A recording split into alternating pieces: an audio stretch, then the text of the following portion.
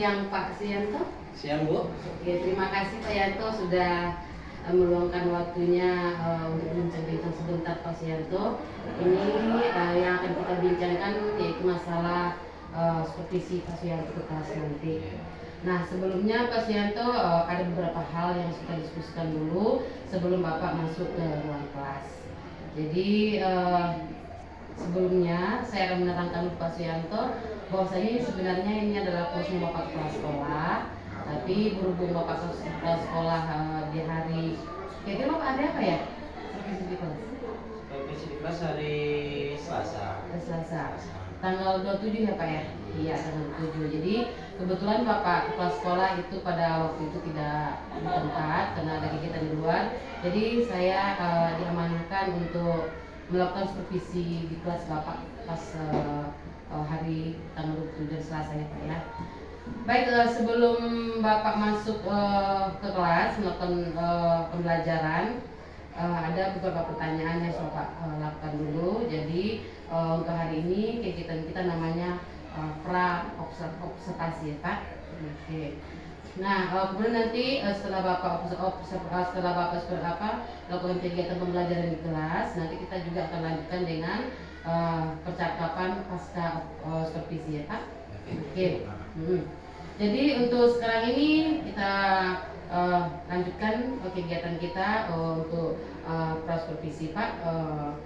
Nah, di sini nanti harapan kita Pak nanti pasien itu dapat gambaran, kemudian sharing juga lah ya Pak, sharing berbagi pengalaman kita untuk persiapan supervisi Bapak di kelas, sehingga nanti dalam pelaksananya Pak Sianto di dalam kelas bisa melakukan supervisi dengan baik dan lancar.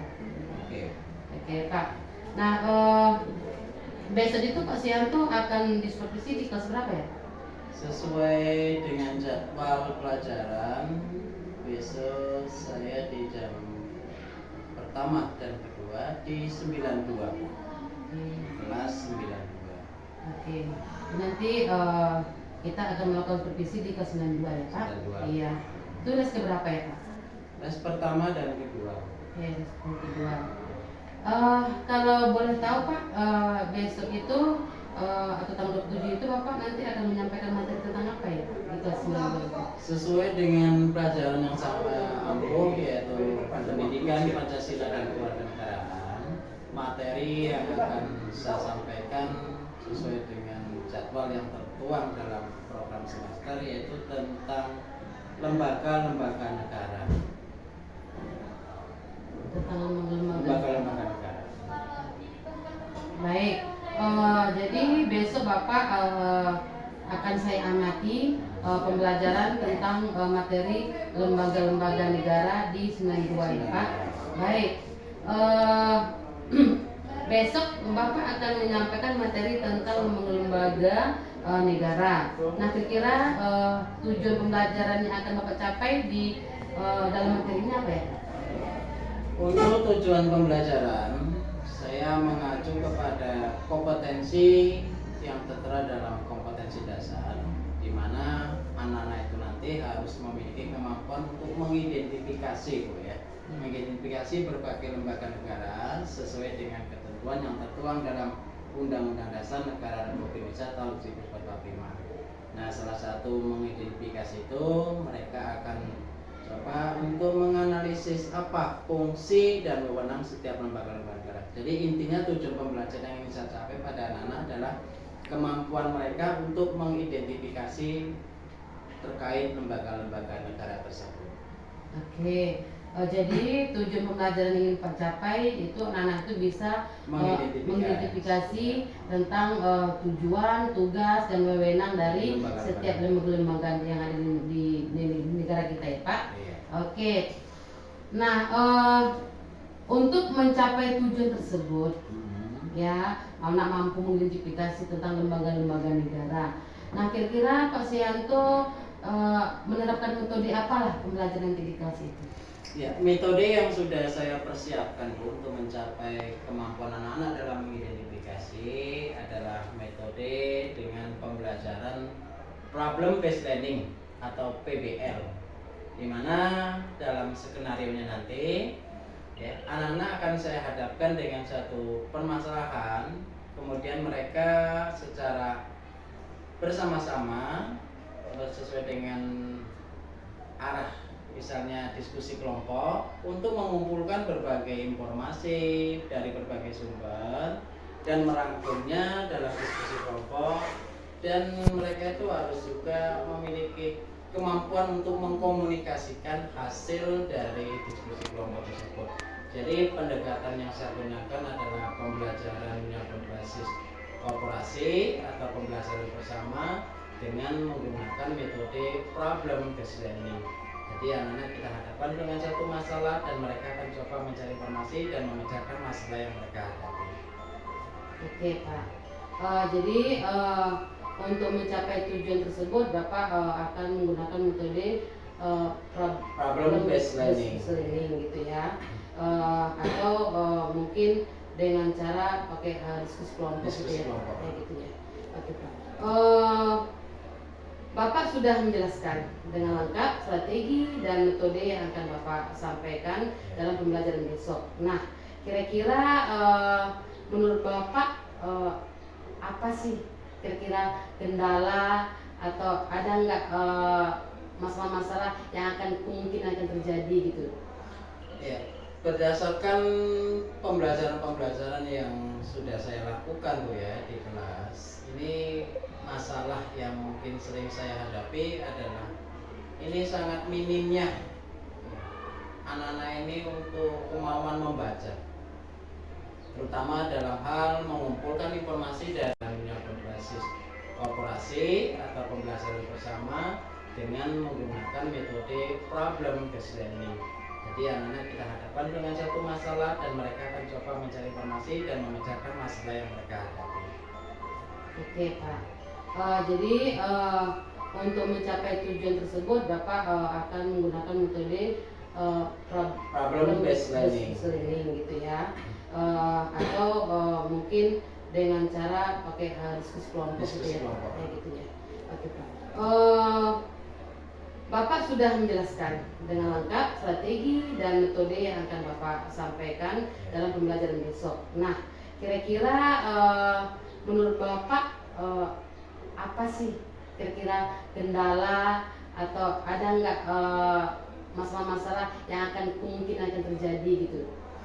Ya, berdasarkan pembelajaran yang sudah saya lakukan Bu ya di kelas, ini masalah yang mungkin sering saya hadapi adalah ini sangat minimnya anak-anak ini untuk kemauan membaca, terutama dalam hal mengumpulkan informasi dari buku atau dari perputaran sekolah. Jadi anak-anak ini sangat minim sekali untuk kemampuan membaca, dan saya amati dalam kecenderungan mereka lebih dominan untuk mengumpulkan informasi dari berbagai internet. Sementara kan dalam kondisi di sekolah kita ini kadang ada gangguan dalam koneksi internet atau masalah anak-anak yang tidak membawa perangkat, kemudian masalah yang jaringan dan segala macam. Jadi permasalahan-permasalahan yang muncul adalah kurangnya minat anak dalam mengumpulkan informasi dari media buku, yaitu kemauan untuk membaca. Ini masalah yang sering muncul. Dan masalah yang kedua adalah kondisi diskusi yang kadang kurang efektif. Jadi mereka cenderung untuk diskusi itu tidak fokus pada materi pembelajaran, tapi ada kegiatan-kegiatan lain yang kurang mendukung daripada proses diskusi itu untuk melakukan pembelajaran.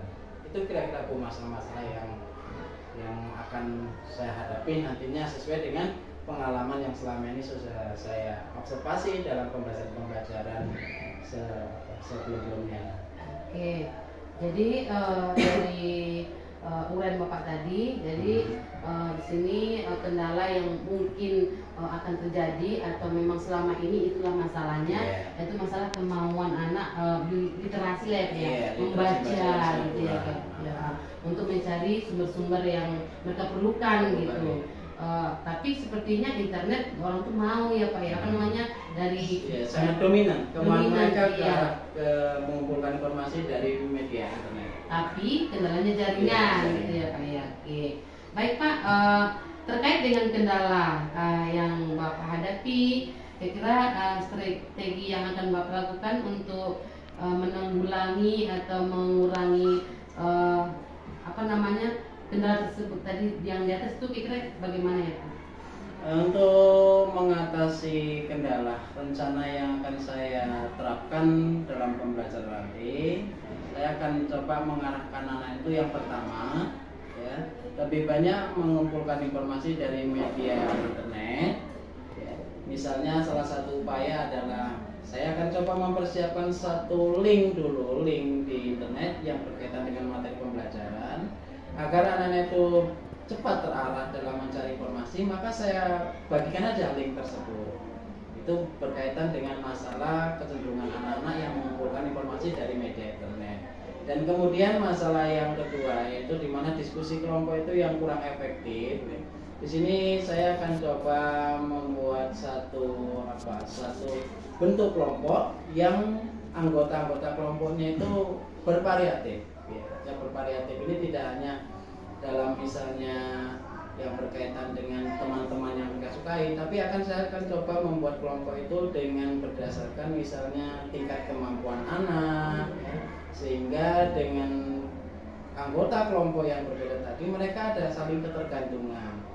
Karena selama ini kalau kita membuat kelompok itu berdasarkan misalnya dengan pengundian nomor acak ataupun anak-anak yang akan memilih sendiri, ini cenderung kelompoknya nanti kurang efektif. Jadi saya akan coba merencanakan suatu pembentukan kelompok dengan menempatkan anak-anak yang memiliki kemampuan yang lebih untuk memandu teman-temannya yang memang memiliki kemampuan yang agak relatif rendah. Itu kira-kira rencana yang saya terapkan. Oke. Jadi kira-kira untuk mengatasi kendala tersebut ya kita mengikuti alur mereka ya Pak ya. Mungkin nanti Bapak akan menyiapkan link di mana mereka bisa langsung mengakses link tersebut ya Pak ya. Oke Pak, saya rasa berarti Bapak sudah bisa lah ya menemukan cara bagaimana mengatasi kendala tersebut. Jadi untuk tahap pra-observasi ini saya rasa sudah cukup ya Pak ya. Kemudian RPP Bapak sudah siapkan ya Pak. Ini RPP Bapak yang akan gunakan nanti. Kemudian media pembelajaran Bapak nanti sudah Bapak siapkan. Nah, kira-kira Pak kendala lain ada nggak ya? Kira-kira selain dari yang tadi? Kalau kendala yang lain mungkin bagaimana nanti memanfaatkan waktu jam pembelajaran itu seefektif mungkin. Saya akan tetap mengontrol kegiatan pembelajaran yang akan sesuaikan dengan waktu yang sudah disediakan. Misalnya selama 2 jam pembelajaran, maka saya akan lebih memperhatikan waktu-waktu di mana kegiatan pendahuluan, kegiatan inti dan kegiatan penutup harus dilaksanakan. Oke Pak, saya rasa udah sangat baik ya Pak persiapannya. Semoga besok supervisinya di kelas berjalan dengan lancar sesuai dengan harapan dan rencana yang sudah Bapak siapkan. Terima kasih Pak Sianto atas waktunya di siang hari ini dan terima kasih. Terima kasih kembali.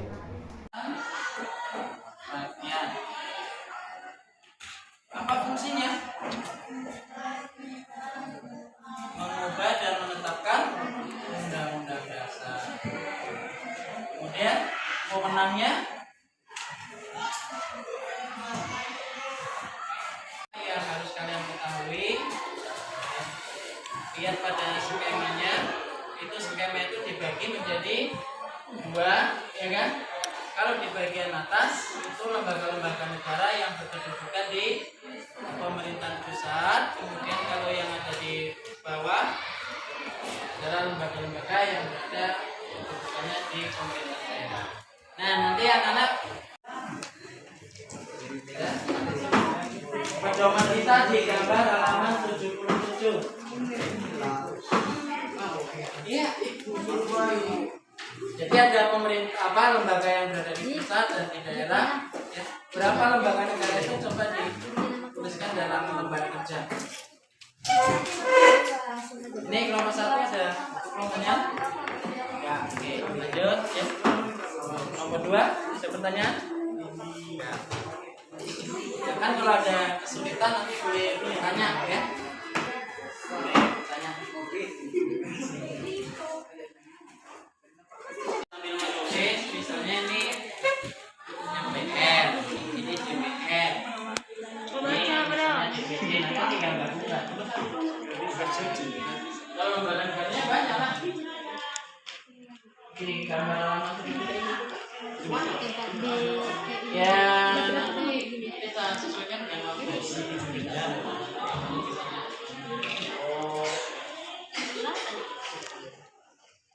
Karena kita mengidentifikasi ya, jadi kita harus meneliti setiap lembaga-lembaga. Ya sambil membuat lembar kerjanya kan kamu bisa menuliskan misalnya DPR-nya, ini MPR-nya, kan tinggal menggabungkan selesai. Kita coba menganalisis dengan menemukan fungsi dan wewenang setiap lembaga negara melalui diskusi. Silakan. Ini kelompok 3 dan 4 gimana? Mulai ya, terus. Ya, sudah dapat sampai DPR.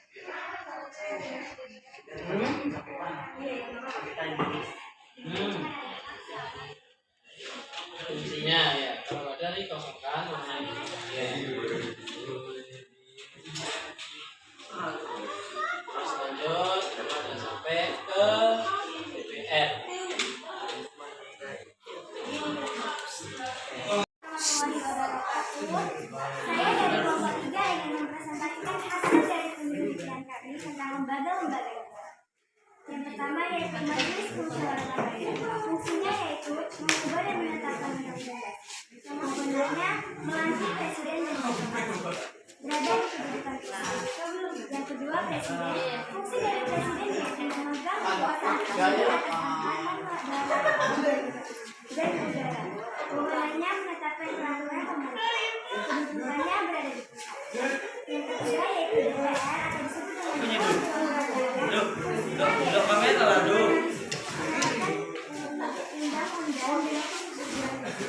kewenangannya tidak ada. Kedudukannya berada di pusat. Yang keempat yaitu DPD atau disebut dengan Dewan Perwakilan Rakyat. Fungsinya yaitu menentukan rancangan undang-undang berkaitan dengan daerah. Membahasakan perancangan undang-undang berkaitan dengan otonomi daerah. Kedudukannya berada di pusat. Yang kelima yaitu BPK atau disebut dengan Badan Pemerintahan Keuangan. Fungsinya yaitu untuk memeriksa pengelolaan dan tanggung jawab keuangan. Kewenangannya tidak ada. Kedudukannya berada di pusat. Yang keenam yaitu MA atau disebut dengan Mahkamah Agung. Fungsinya tidak ada. Kewenangannya mengadili pada tingkat kasasi. Kedudukannya berada di pusat. Kedua yaitu MK atau disebut dengan Mahkamah Konstitusi. Kalau bukit nomor yang di tempat kota dong nanti kalau kita tinggal di tok kota wangan nyawangnya dulu karena ya benar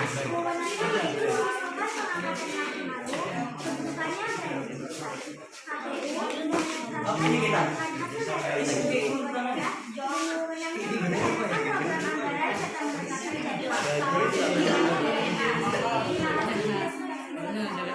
Kalau ada yang mau nanya,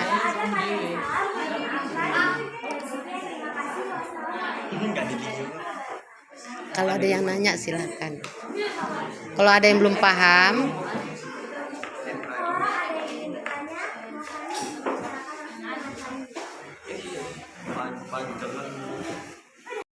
Assalamualaikum Pak Sianto. Waalaikumsalam Bu. Sehat Pak? Alhamdulillah. Alhamdulillah. Iya, hari ini kita tetap dilimpahi rahmat dan karunia ya Pak sama Allah Subhanahu wa taala, sehingga kita melanjutkan kegiatan kita untuk pasca observasi ya Pak. Oke. Pak, yang mana tujuan kita untuk kegiatan pasca supervisi ini itu adalah merefleksi, gitu, Pak. Bukan mencari kesalahan guru ini Pak, ya merefleksi kegiatan pembelajaran Bapak di kelas, gitu. Apakah pembelajaran Bapak itu sesuai enggak dengan tujuan yang Pak sampaikan waktu kita percakapan pra observasi, ya. Jadi bukan mencari kesalahan Pak, gitu, tapi untuk merefleksi diri sendiri. Baik Pak, terkait ini setelah melakukan supervisi di kelas ya Pak ya, ini terkait perasaan lah Pak, terkait perasaan. Setelah Bapak melakukan kegiatan pembelajaran tadi, bagaimana perasaan Bapak? Kalau perasaan saya setelah melakukan pembelajaran itu ada merasakan terarah lah, maka ada suatu perubahan dalam sistem mengajar dan materi yang saya sampaikan itu juga respon kepada anak-anak terutama ini sangat bagus ya, anak-anak juga dapat belajar dengan baik. Yang pastinya ada perubahan dan ini membuat saya semakin semangat untuk pembelajaran di kelas dengan perencanaan yang saya buat, kemudian juga dengan satu untuk masalah-masalah yang timbul sebelumnya sudah saya antisipasi. Jadi saya sudah sangat senang dan terbantu sekali. Oke Pak, jadi Bapak udah merasa senang lah ya Pak ya, bahwasanya anak-anak antusias gitu ya Pak merespon apa yang kita sampaikan gitu kan. Berarti di situ tujuan pembelajaran yang ingin Bapak capai bisa tercapai lah gitu ya Pak kira-kira ya, sesuai dengan yang Bapak rencanakan di partisipasi ya Pak ya. Oke, baik Pak, pertanyaan selanjutnya ini ya. Apakah pelaksanaan pembelajaran sudah sesuai dengan rencana pembelajaran yang Bapak rencanakan di observasi kita yang kemarin? Dalam kegiatan pembelajaran yang saya lakukan saya tetap mengacu kepada rencana yang saya buat ya. Mulai dari tahap pendahuluan, di situ termasuk juga saya membuat pertanyaan pemantik supaya anak itu lebih tertarik dengan kegiatan pembelajaran. Kemudian dalam kegiatan ini sesuai dengan apa yang sudah saya rencanakan dalam pra pembelajaran, di mana salah satunya adalah lebih banyak mengumpulkan informasi dari internet, kemudian membentuk kelompok tadi yang sifatnya heterogen. Ya, ini memang betul-betul membuat suatu dinamika daripada diskusi anak-anak itu lebih efektif. Dan mereka lebih semangat mungkin karena media sosial yang lebih akrab dengan mereka. Kemudian dalam kegiatan penutup juga kami bisa menyimpulkan secara bersama-sama dan anak-anak itu mengkomunikasikan apa hasil diskusinya. Jadi secara langkah-langkah dalam pembelajaran ini dapat saya buat satu kesimpulan sudah saya laksanakan dengan sesuai dengan tahapan-tahapan yang mungkin secara evaluasi tujuan pembelajaran dalam hal ini sudah tercapai. Oke, bagus sekali ya Pak ya. Oke Pak, jadi menurut cerita Bapak tadi bahwasanya pembelajaran yang Bapak sampaikan semalam itu udah sesuai dengan tujuan pembelajaran yang Bapak ingin Bapak capai gitu ya Pak ya. Oke, sesuai dengan yang kita prediksi gitu ya Pak ya, bahwasanya mungkin nanti ada hambatan atau kendala gitu dalam pelaksanaan pembelajaran kelas tadi itu Pak gitu. Jadi menurut Bapak masih nampak enggak atau ada enggak hambatan atau kendala-kendala tersebut? Kalau hambatan-hambatan sesuai dengan apa yang sudah saya prediksi di awal gitu ya, itu memang tidak berubah sepenuhnya, tapi sudah mengarah kepada hal yang positif. Sehingga mungkin dalam hal ini saya akan perlu lagi untuk menganalisis apa lagi masalah-masalah yang mereka hadapi, sehingga permasalahan yang saya prediksi di awal bisa teratasi dengan seluruhnya. Yang pasti dalam kegiatan pembelajaran yang saya rencanakan itu ada perubahan yang positif dari masalah-masalah yang saya hadapi, walaupun itu tidak secara universal, tidak berubah dengan sepenuhnya, tapi sudah kalau kita buat dalam satu persentase mungkin sudah sekitar 60-70% masalah-masalah yang saya prediksi itu sudah teratasi bagi anak-anak murid kita. Oke. Baik Pak, berarti kalau kita presentasikan berarti sekitar 60% udah teratasi ya Pak ya. Berarti kita tinggal fokusin lagi berarti ya Pak ya, masih ada ya Pak ya. Oke. Baik Pak, nah di sini kita kan mengetahui Pak bahwasanya ada 4 kompetensi ini yang ingin kita capai setelah proses pelajaran. Nah, kira-kira Bapak ingin mengembangkan kompetensi mana ya setelah kegiatan supervisi tadi? Kompetensi yang ingin saya kembangkan itu adalah berkaitan dengan fungsi kita sebagai pendidik, yaitu kompetensi pedagogik, di mana kita bisa melaksanakan pembelajaran dengan menganalisis, mulai dari merencanakan, melaksanakan dan mengevaluasi pembelajaran itu. Jadi saya lebih menekankan kemampuan pedagogik, ya. Tapi di samping itu juga kemampuan profesional juga perlu kita kembangkan. Mengingatkan dinamika pengetahuan sekarang kan lebih cepat, lebih gampang anak-anak mengakses melalui dunia internet. Nah, ini jadi kemampuan profesional kita juga harus perlu kita tingkatkan. Tapi menekankan pada kemampuan pedagogik, bagaimana praktek pembelajaran kepada anak itu dengan berbagai metode, dengan media, dengan pendekatan yang efektif sehingga bisa pembelajaran.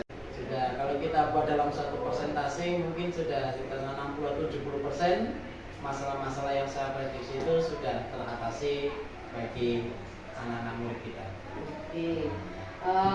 Baik Pak, berarti kalau kita presentasikan berarti sekitar 60% sudah teratasi ya Pak ya. Berarti kita tinggal 40% lagi berarti ya Pak ya, masih ada ya Pak ya. Oke. Baik Pak, nah di sini kita kan mengetahui Pak bahwasanya ada 4 kompetensi ini yang ingin kita capai setelah proses pelajaran. Nah, kira-kira Bapak ingin mengembangkan kompetensi mana ya setelah kegiatan supervisi tadi? Kompetensi yang ingin saya kembangkan itu adalah berkaitan dengan fungsi kita sebagai pendidik, yaitu kompetensi pedagogik, di mana kita bisa melaksanakan pembelajaran dengan menganalisis, mulai dari merencanakan, melaksanakan dan mengevaluasi pembelajaran itu. Jadi saya lebih menekankan kemampuan pedagogik, ya. Tapi di samping itu juga kemampuan profesional juga perlu kita kembangkan.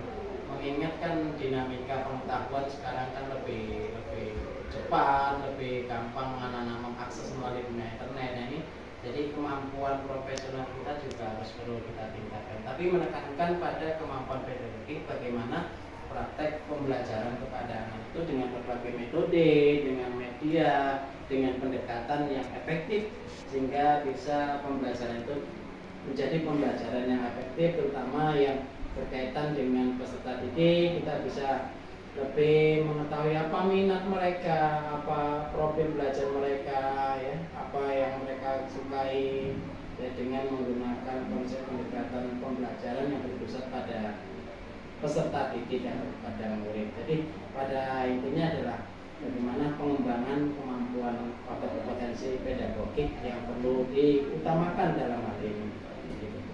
Oke.